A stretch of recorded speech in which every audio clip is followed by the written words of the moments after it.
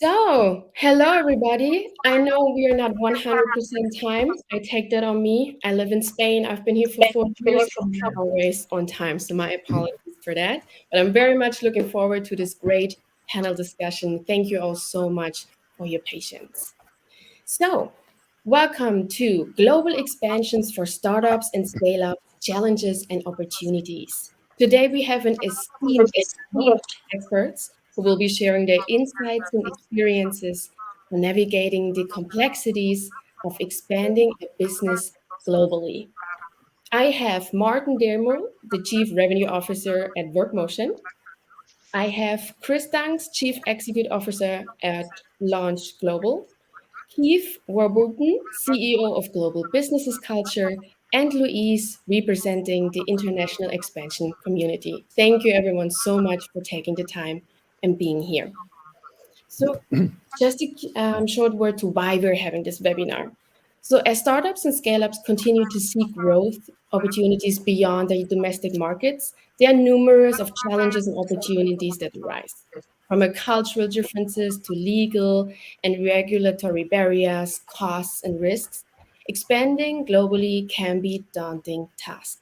So, however, with the right strategy and guidance, it can also be a rewarding experience that leads to significant growth and success.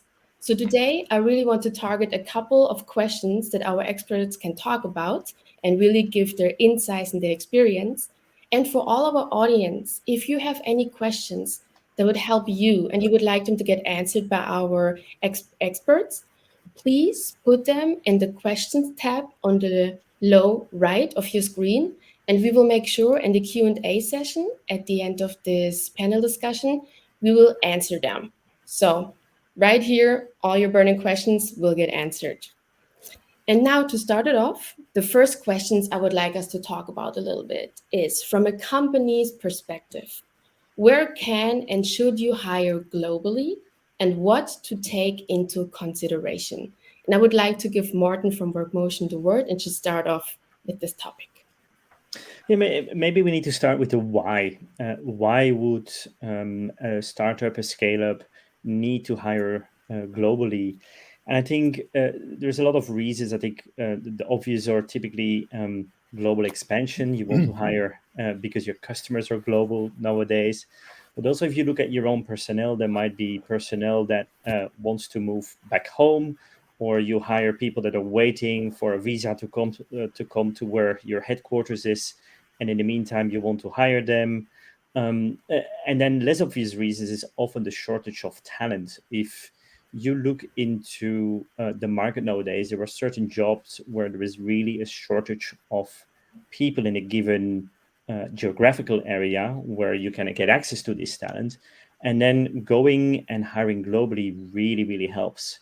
If you look at, for instance, the Greater London or Greater Paris area, there is roughly 10 to 15 million inhabitants there. If you would look at all over Europe, then your target market of talent suddenly gets 30 times to even 50 times bigger. And this is what makes it really attractive for this kind of jobs, right?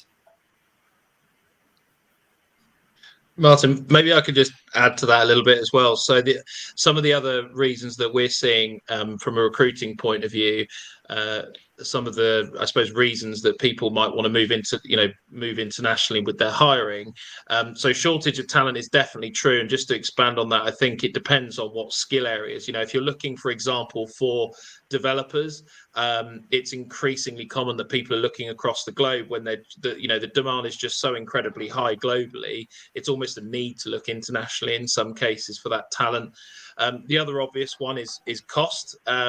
Cost of the employees, the cost of the salary, the overall employment costs and so forth are also people are taking into account. I will add though that that's changing a lot because of the changing dynamics in the market. We're finding that the cost of hiring in different countries can significantly change in a very short space of time at the moment. Really good example on this would be, Mexico over the last sort of 18 months. So many US businesses were moving into the Mexico market for talent. Still a great place to hire, but the cost has changed significantly over the last 12 months. So there's some real dynamics happening there. The other thing that we're finding is time zones, obviously time zone coverage as well. So being able to follow the sun, which I think has been an element that's always been there, but particularly now, where I think even customers, end customer businesses are moving internationally. Global coverage seems to be more important than ever. So I just wanted to kind of add to your point. Really, those are some of the things that we're seeing on our side for reasons people are expanding. Yeah, and I'll just add one other, which we're seeing a little bit with our client base, and that is the desire to spread risk.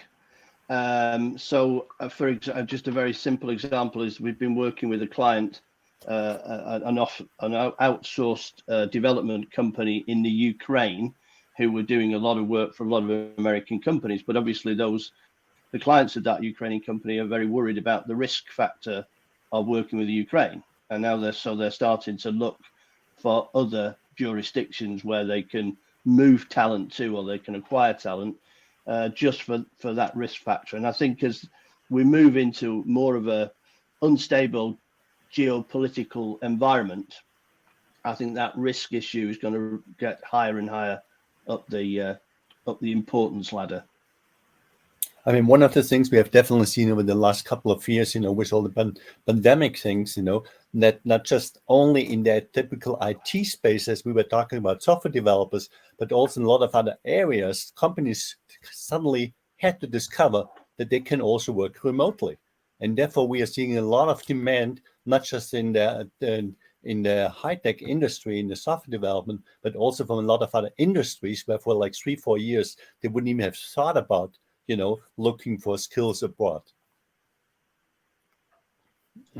For sure, that's a very good point. The market has changed within the last couple of years, so there's really a lot of we have learned, a lot of you're still learning every day, and I think we really did point out the biggest points here.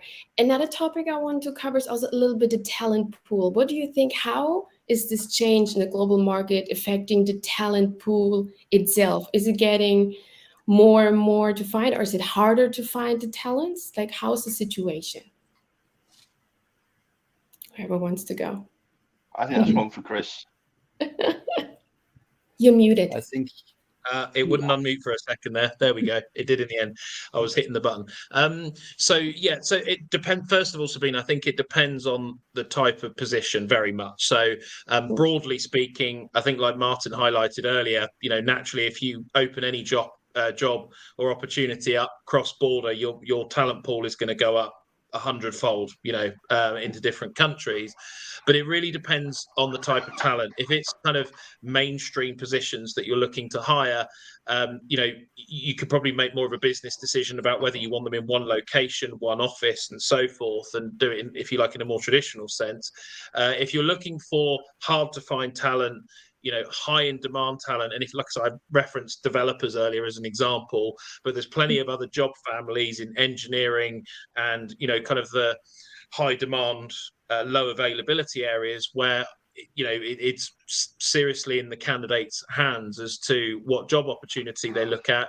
You've got people based all over the world now with opportunities to work at different companies remotely or in an office. So I think the availability of talent is overall increased by going internationally, but equally the competition for talent also goes up as other companies go international. So I actually, my opinion is, I think it's almost a must to consider international hiring when it comes to the more difficult to fill positions. One other thing that might be worth considering related to that, and also to Lewis's point, is we have a lot of companies that we speak to that initially, when they kind of understand and buy into the idea of international expansion, straight away say, well, they can be based anywhere. And in many cases, that's true. But there are also cases where it actually makes sense to set up a hub in a different location because number of reasons. sometimes the employees actually want, depending on the employees themselves, sometimes they want access to an office, to an environment where they can learn off other people, particularly when you're hiring junior employees, for example. They want to be in and around other people. They want to be able to learn and so on. So it has its advantages to having a hub somewhere. Doesn't necessarily mean they have to be in that hub 5 days a week. You can obviously develop those structures. But I would say one of the things that many of the companies we speak with will start off hiring and haven't necessarily thought a year in advance when they've got maybe a critical mass of 20 employees. Do they want them in 20 different countries? Do they want them in 2 different countries? Or do they want them within an hour's commute of a particular city in order to create that sort of dynamic, if you like, that many offices want? So it's more of a question than an answer on that point. I think it's just something to consider from a business point of view, is whether fully remote, partially remote, and is it worth looking at one country or multiple countries? And there's various factors into that decision other than just the availability of the talent. So that's something that comes up pretty early on in the conversations that we're having with companies all over the world. So what we see in the data in WorkMotion is that also a lot of companies that are based in, let's say, the rich Western European and US geographies, where there is not a lot of unemployment, where there is an upside down population pyramid with a lot of baby boomers going into retirement, they tend to not find the talent. And where's the talent available? It is more than in developing countries where you go. And we see a lot of Northern European countries hiring in the Mediterranean countries for these reasons as well, because there is talent available. And these talents are highly schooled as well, right? So you can see that geography plays a role into which companies are in need to look for talent globally, and where they can find the talent as well. And that plays also into what Chris was saying earlier, that a lot of companies are trying to develop a strategy where they actually determine, okay, I want to hire in these locations, right? Very interesting. Yeah. Go for it, Luis. Definitely, with all the consideration that Chris and Maarten mentioned, one of the big issues that we try to work with our customers, on defining from the business strategy their organizational strategy. And that very often defines, the location, whether you have to be in the same time zone, whether it's going to be tightly integrated, whether it's going to be loosely integrated, So there's a lot of those questions that we try to raise up front, so also to make it easier than afterwards, for the recruiter on really kind of targeting the right place and the right talents there, and also thinking about the kind of the longer term, the sustainability on the retention and keeping the people and the talent management and everything. Of course, there's always kind of some short-term opportunities where people just want to hire quickly somewhere, because they need the skill. But in general, we also like to work more on a kind of a full agenda there, kind of a full strategy. And that, of course, should last over years. And one of the big issues at the moment is a lot of companies don't really know how that organizational strategy should look like down the road in 2 or 3 years. With all the changes that we have seen, or also the questions raised, should we have some completely remote people or hybrid or something like that? A lot of people have not really kind of nailed down their agenda going forward. And that's one of the things that we think is very important, because that's going to add to the satisfaction of the employees and, of course, of the companies who are going to hire them. Yeah, I think a lot of what's being said at the moment is about the need to plan this in advance and think it through over a longer term period. But I asked the other panelists here what their view is, but my experience with our clients is that very often it's an extremely reactive process that they go through rather than a proactive process, and they find themselves almost surprised that they've got a skills shortage in one area, and they have to fill that skills shortage by next Tuesday, and the whole planning process behind that is very limited. And I think once you start in that ad hoc way, it's very difficult then to put a process onto that, because you find you've got people employed in areas where, if you thought it through in the first place, you might not have recruited them in that area. I don't know if that coalesces with the things that the other panelists are finding. Mm-hmm. For sure. No, Keith and Louis, I can only add to that because we saw the same thing. And actually, our WorkMotion customers nowadays, they get access to what we call a country explorer. And then you can type in, hey, I'm looking for this kind of talent. Where should I hire? And we have 8 parameters where you can put in your own weight. How important is that for you? Because, for instance, online infrastructure like cyber security and access to internet and internet speeds for certain jobs is highly important. For other jobs, maybe less important, right? So the customer can choose the parameters and then define in which areas do they want to hire. We take into account labor laws as well. This is important because a lot of countries want to have kind of a certain stability on, do I as an employer have a certain legal grounds there, but also how easy or difficult is the labor law, and all these topics are taken into consideration with talent availability, which is education. Also a point that Louis already mentioned is like, how long on average tend employees to stay in their job, because that's for certain customers extremely important. That it's not just about hiring fast, it's also about building a culture. It's also about making sure that employees will fit, will stay, and over the long term can create value for the company. And that's very often, Maarten, where the initial cost calculation that you do ends up being completely wrong in the long run, because you work out that a development engineer in a different country you can hire for 50% of the price in your local country. But then what you're not factoring into that is the cost of recruiting those people, the cost of training those people, the fact that in that country, on average, there's a 35% attrition rate. And so then you have to rehire and retrain.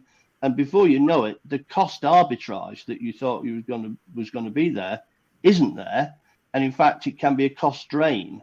And so that it's all right to say, let's look where there's people with these skills, but there are so many other layers that you really need to factor into the equation to get that right, I think.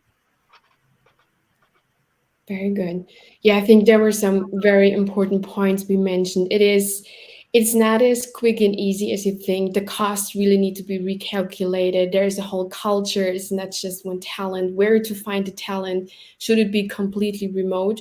So there's a lot of expertise from a company's perspective for sure. And I'm also very curious about the employee perspective, because I think today there's also a kind of a demand culture of employees. There are things we learned and need to take into consideration. And I would very like to also dive into this topic and to compare it from a company perspective and the demand culture today.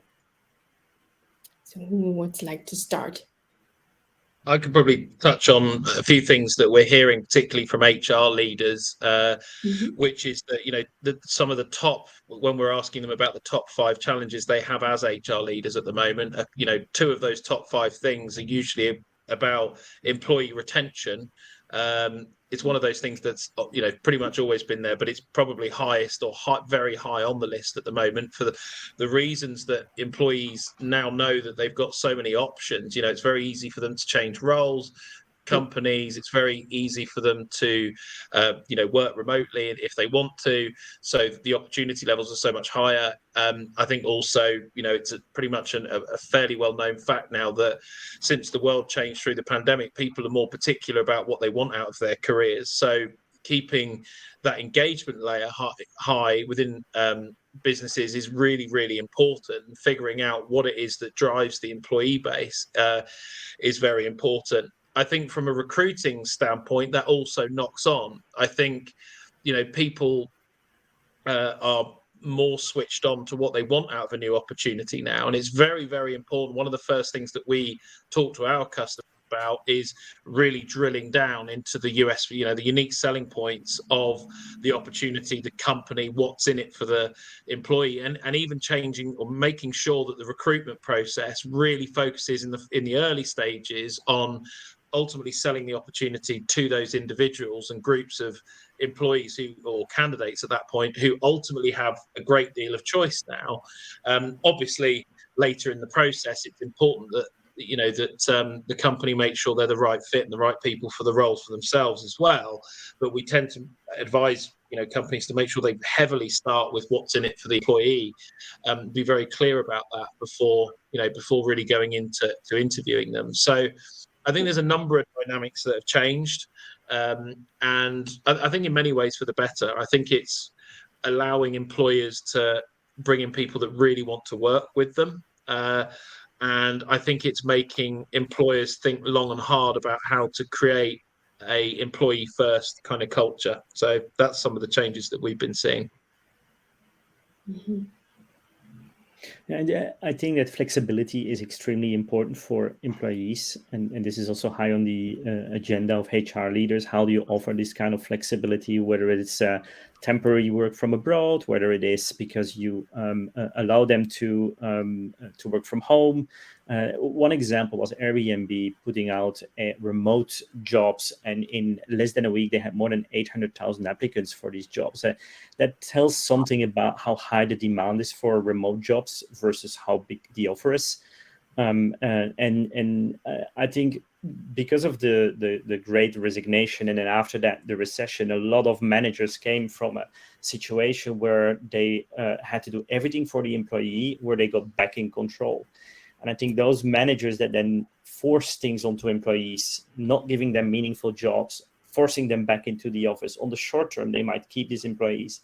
But this is very temporary. I think in the coming years, there will be, again, a huge shortage of talent. And then the employees will have choice again, just like Chris already mentioned. So I think all hiring managers today need to be very much conscious that this is a very temporary situation where talent might be a little bit more available than before, but we're going to be very quickly back in the situation where employees can demand not what they want, but almost what they want, right? Mm-hmm.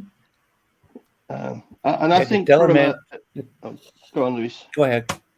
No, you. Okay. I was just going to raise the issue of culture in all of this, global cultural differences, because I think one thing, if you're looking at what are your USPs, what is going to attract potential candidates to your organization, you're going to have to recognize that is not a standard across the world. And there will be different things that will attract people in different cultures. So just a couple of examples of that would be that during the pandemic, the Japanese government insisted that everybody worked from home, obviously, but virtually nobody worked from home because the Japanese don't want to work from home individually. They want to be in a group-based, office-based environment. So if you go into Japan and your USP is will allow you to work from home, that's not much of a sales point. What is attractive in India? One of the key things that's attractive in India is your job title. And if you've got a very flat management structure with no gradation of job titles, that's unattractive in that marketplace. So every single market you're going to have to look at and decide what are our USPs in that market. You can't just carte blanche decide what they are globally, because your USP in one country could be the thing that repels somebody from a different country. Yeah, one of the big complaints that we see for employees, what they are missing, which is very often overlooked, is career development. Giving them a way over the next years on developing, because that is one of the key points for keeping the employees on board, and that helps on the retention rate. We just did the research note on the 25 different points on keeping the retention rate, bringing them up there, and career development is definitely one of the big issues. That goes directly into the talent management. Yes, I did get the right people, I hired them, but what is their perspective, for the next 2, 3, 5 years? And that's very often overlooked. I mean, we have only a few companies who are really looking at that and saying, actually, we cannot hire those people because they don't have any career opportunity in our company. We're going to just to outsource that. We're just getting some service providers because we need people who can develop themselves in the company, can grow with the company, and we can have them for long term. Kind of looking at that perspective, which areas are good for that and how can I develop them, I think is one of the very overlooked areas there. And that career development issue is much, much harder in a hybrid environment. I had a guy on a training course we were running a few weeks ago who said to me, how am I supposed to shine in this environment? I never see my managers. I never see my managers' managers. How does anybody know what kind of job I've got, what my career prospects will be? So I think that's a really great point, Louise. And if you don't feel you've got any prospects here in this market, you can go next door and you'll lose people. This is super important what you're saying here, right? Because in our view, you have an office culture or a remote first culture, and hybrid is always a consequence of doing something in between. But it's a consequence. It cannot be a strategy. A hybrid strategy does not exist. You have an office first, and then things are in the office. And this employee that talked to you clearly had an office first culture where he was remote. While if you have a remote first culture, then everything within the company, the processes, the way you communicate with each other, is set up in a way that remote employees shine and can develop themselves. And this is one of the reasons why within WorkMotion, we are a remote first company. And we really learned how to do this, right? And how to do career development, how to make sure that people are visible. And we started with this kind of remote academy. And now we're going to make that public to the world, because a lot of customers are asking us the same thing. Like, once we start hiring more and more remote people, how do we motivate them? And also, how do we do career development? How do we link them to the culture of the company? Right. And building a culture remotely is harder than if you would go into an office, because it just feels more natural within an office space. Right. So I completely subscribe to your warning here that it's not that easy to do it. If you do it, you need to take certain things into consideration. But this is where it gets complicated, because we're a completely remote first company as well, except in India. Because our Indian staff said they didn't want a remote, they wanted to be in the office. They kind of insisted on being in the office. So that we wanted a particular strategy, but our employees in one particular location pushed back. And that's where this gets really complicated in a culturally complex world. Just to add, if you look at our business here at Launch Global, we had a slightly different dynamic where we're remote first for sure, except our marketing team, who are now a hub based in Krakow in Poland. And the reason there was more because, we've got we wanted to create a sort of hub of expertise in this particular case. So I suppose what I'm kind of getting at, and the other reason was we had some kind of interns that needed to be around other people to learn. And the reason I mention that is you can always, I suppose in our case and many other businesses, you can have part of the business that's remote first. You can have another part which is, office first. And the other example in many of our, say, technology companies that we work with, quite often they'll have a hub. I'm thinking of one in particular, but they'll have a hub a hub for key, certain types of roles, but then they might have an entire sales team that's remote on a global basis. So it's interesting how the dynamics of that are already shifting a year or two after the pandemic. So yeah. Interesting. Yeah, I think we have some really good points. And there's just one thing I would like to comment, which really underlines what we've been said so far. I just saw a TikTok the other day about an employee complaining publicly, putting it on TikTok, that from human resource, he was told there is no development in his position. And he also publicly claimed, well, then there is no need for me to actually improve or really give my all, because I know there's no opportunity for me here. So just to underline how important this topic is, also for me, I saw it firsthand the other day. So I really agree with everything you say. And I would like to just jump into one more question. And then we have also a question from the audience. I really want to take the time and really give a good and deep answer for Vidya. But before going to his question, so just to also summarize and sum it up a little bit, from your expertise, a company perspective, also the talent perspective, how do you think can a company differentiate itself to attract global talent? What are the keywords for startups and scale-ups really to take in mind? What do you think? Oh, I'll jump in again. This is Yeah. something that comes up in our world a lot. So without trying to hog the stage or anything, there's a few things going through my mind. So in terms of differentiating, I think start with the obvious stuff. You know, the opportunity, the company, the culture. You know, really start with that first and positioning that with you know, the market, the candidate market that you're going after. You know, we quite often, a lot of companies talk to us about finding the best talent.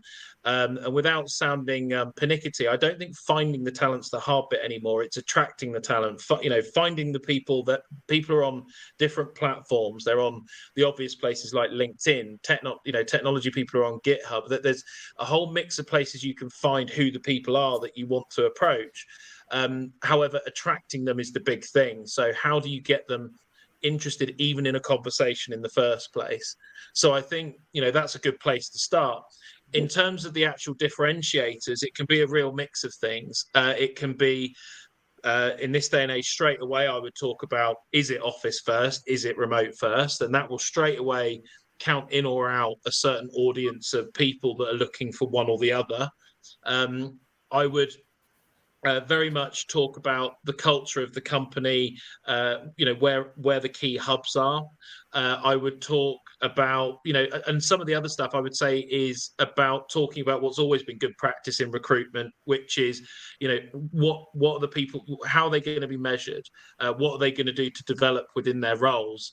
You know, to your point, Sabina, what career paths do they have? What are they going to learn within the roles? You know, work-life balance is increasingly a factor at the moment. Is there flexibility to actually be a digital nomad and travel around whilst doing the role? So I think just being very open, to me, it's not particularly complicated. It's just about being open about the expectations, parameters, and also opportunities for the employees when they join the company. So I don't think it's fundamentally shifted that much. I think the key point is all about understanding that it's all about candidate attraction, but that what that means is not just from the point where you're interviewing them as an employer, but right from the get-go of how do I even get these people to talk to me when they're getting approached by 10, 15, in some cases 50 to 100 companies a week. You know, whatever comes in at the top of that funnel is ultimately going to influence how many good people you're speaking to at the interview stage to run them through the process. So that's what we found recently. I fully agree, Chris, right? And the obvious, like, culture and a good package and flexibility, that's there. But I think the times that in an interview process, a company can afford to just run an interview with a dozen people and then at the end just select the one they think is the best is over. It became a dialogue. The qualification happens on both sides. So 50% as a hiring manager, you're selling yourself and the company. You also need to convey what mission you're on. Like, people do not just want to work for any company anymore. They really want to work for something special. And I think if as a company, as a startup, you're that something special, that's definitely something you need to convey to all candidates, because people love a big mission statement. And this is where candidates can put themselves behind. They're really excited about what you're doing, about how you're doing it. And this is, again, where culture probably comes in as part of how you're doing things. And selling yourself is extremely important in these interviews to attract talents, right? So what we see also on the HR side is increasing focus on benefits, and not necessarily all the typical benefits that you would expect. But we see that globally, HR leaders want to differentiate by, for instance, offering more flexibility across the board, whether that's temporary work like nomads or work flexing, or whether this is health insurance and other benefits, which they really want to show how much they care about their employees. My piece of advice would be to revisit your values, and ask yourself if your values mean anything in the locations that you're trying to attract talent. I'll just give you one very simple example there, which was American client of ours. One of their values was that everybody was expected to work with radical candor. So everybody says exactly what they mean all the time. In lots of countries in the world, that's just basically instructing people to be rude to each other. And that is not an environment that people want to work in. So the values that you have developed for your company, your startup, your scale up in the company where you originated were probably perfect for there, but are they applicable globally?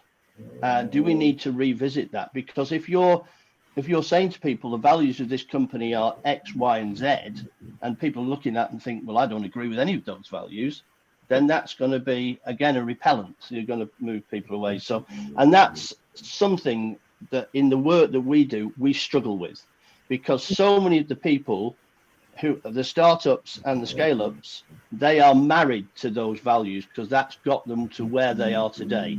And to say you need to revisit them, it's almost like it's it's a sacrilege to raise that point. But you have to be very objective about that and not get too married to them.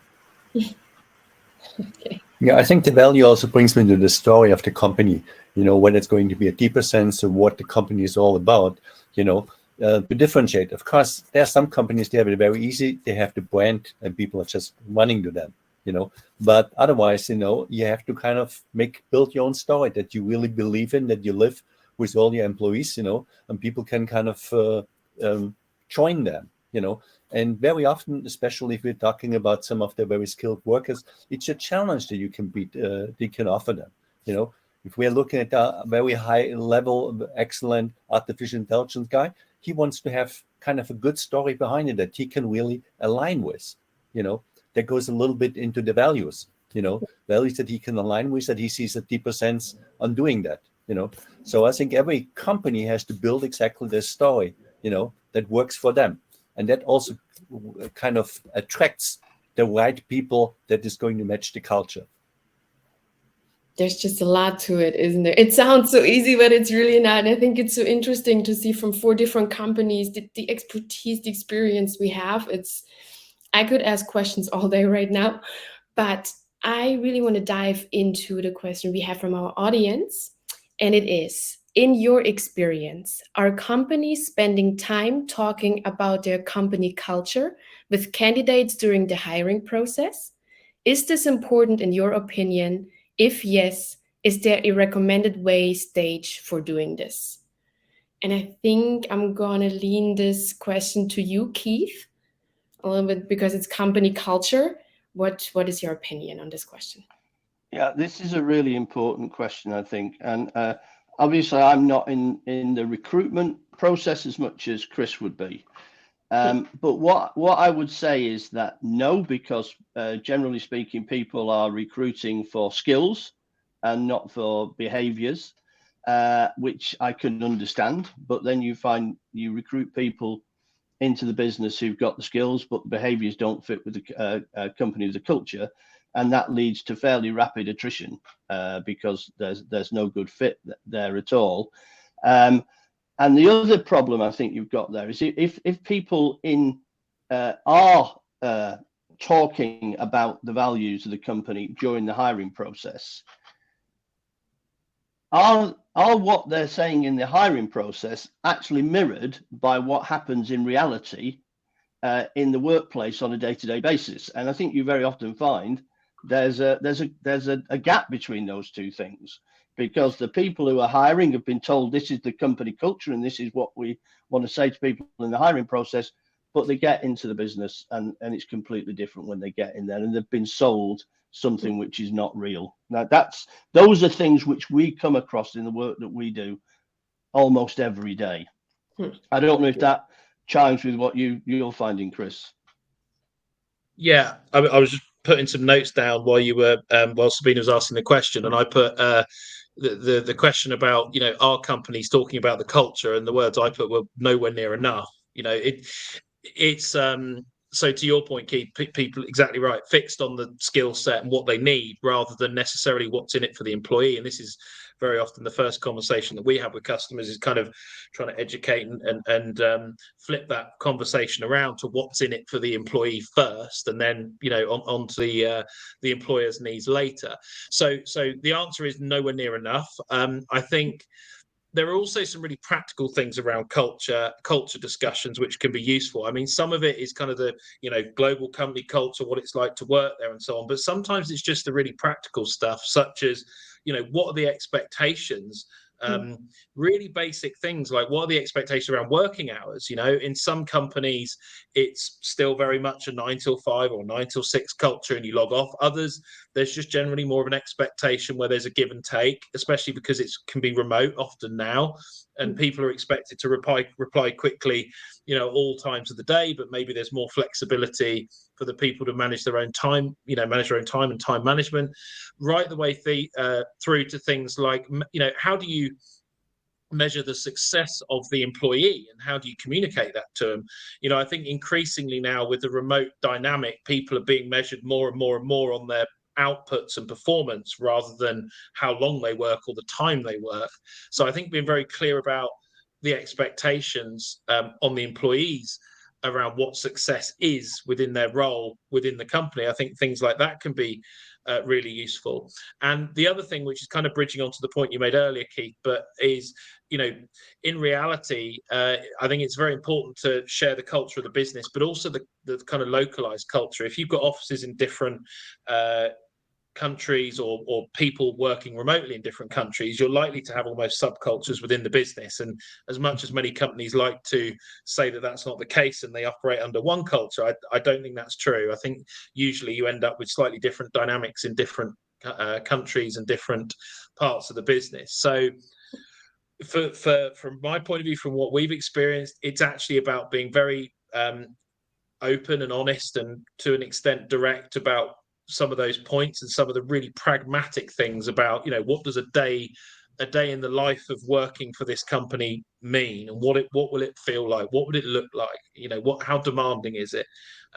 Some of those really practical factors can really help everyone, helps the candidates make better choices about where they go to work, better choices for you about who to select, and ultimately will reduce attrition. People will be happier and you won't need to recruit as often. People will stay on board longer. We actually had an incident just like this ourselves this week, where the expectation on the working arrangements just weren't what the candidate was looking for. So very early on we were able to kind of discount them because the sort of mismatch in expectations. So that would be my advice. Yeah, so culture gives context to the business environment, and that context is important for anybody joining, and whether that context is about how you make decisions, how you're going to get career progression, how you deal with each other, how you communicate, how you deal with customers, and so on. And it's this context that is extremely important. So it's not necessarily about talking enough about culture in the interviews. It's about living the cultures in the first place. And this is where I agree with Keith. It's like, it doesn't make sense to talk about it if you're not going to live it. You have to live it first, because that gives the context. And if you really live it, it's really important to talk about it in the interviews, because it will attract the right people and it will move everybody that is not aligned to your culture, whatever that context is, will move away and will probably choose a company which is a better fit. But I think cultural fit is extremely important. So to Vidya, I would just say, make sure there is a great culture and that you know what that culture is. And it's more than just naming 3 values and living by them. It's really the whole context of how you operate is culture.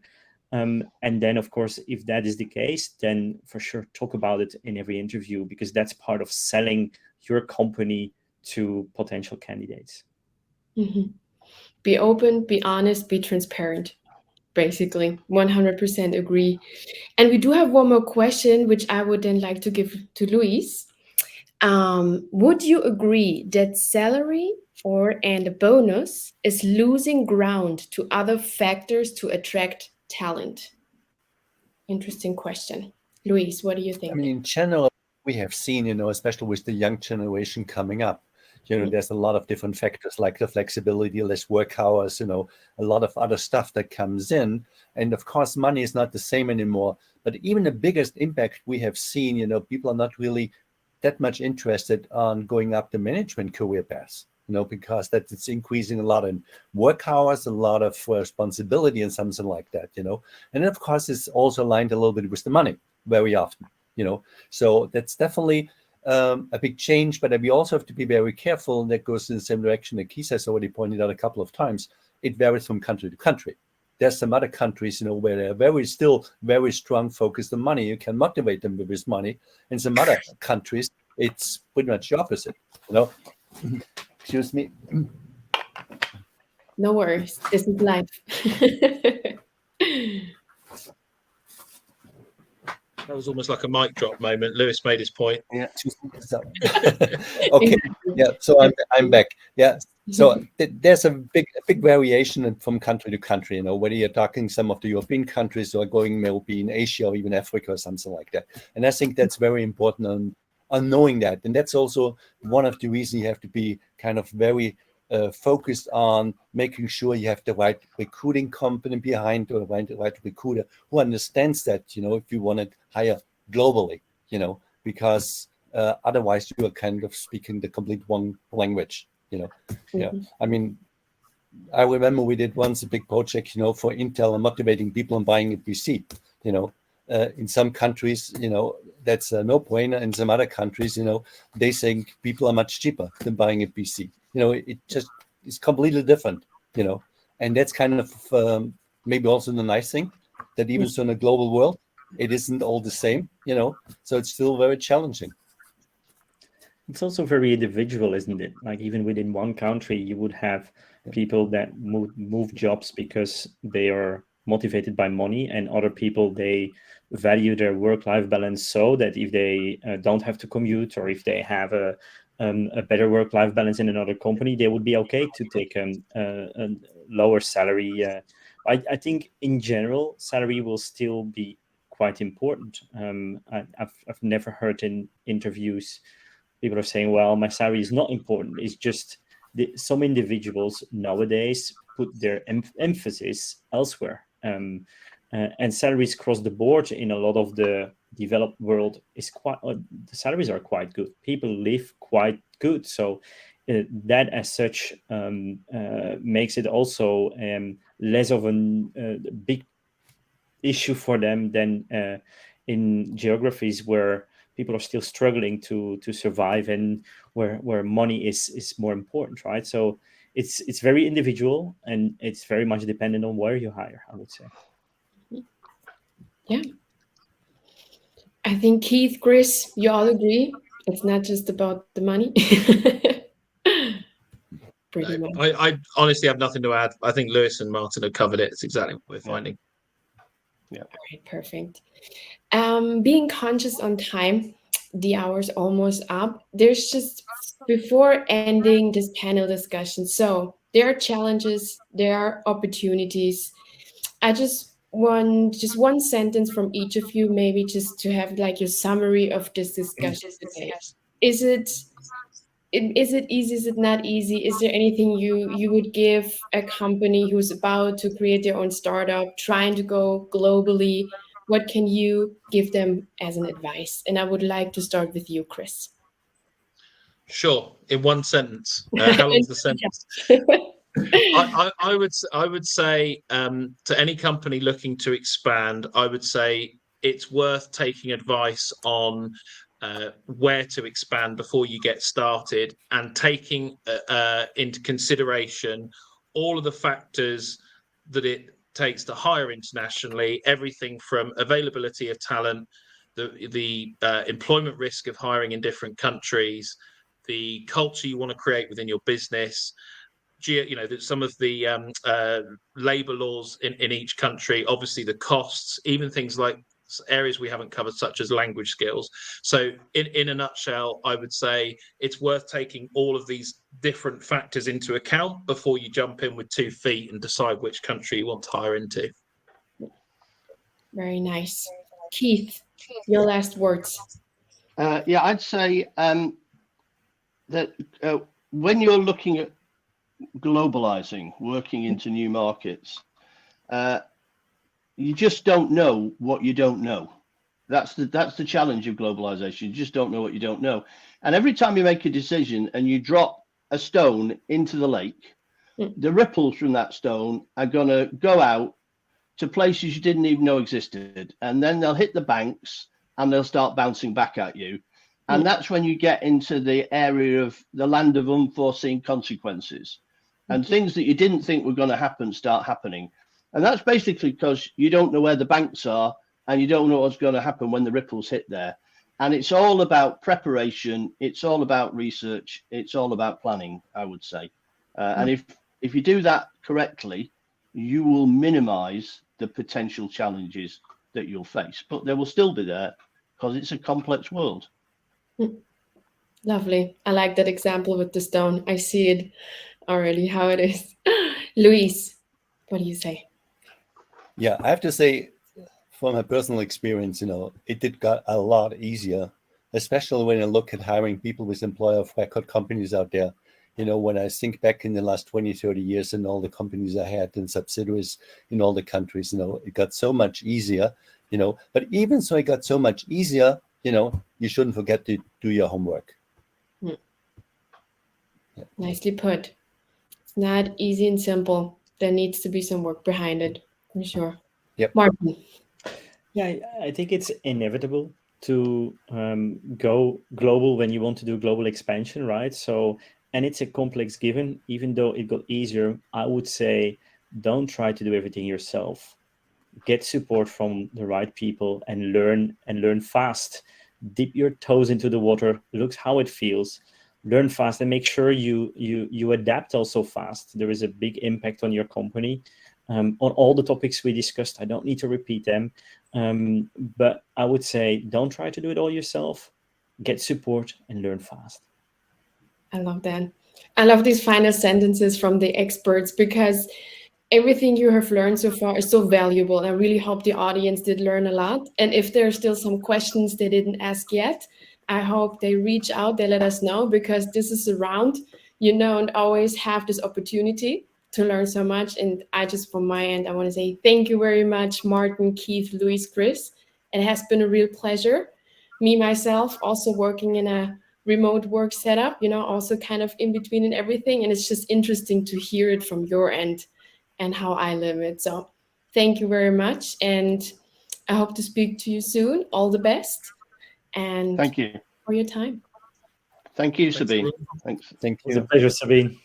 Thank you so much. Bye-bye. Bye, everyone. Bye, everyone. Bye.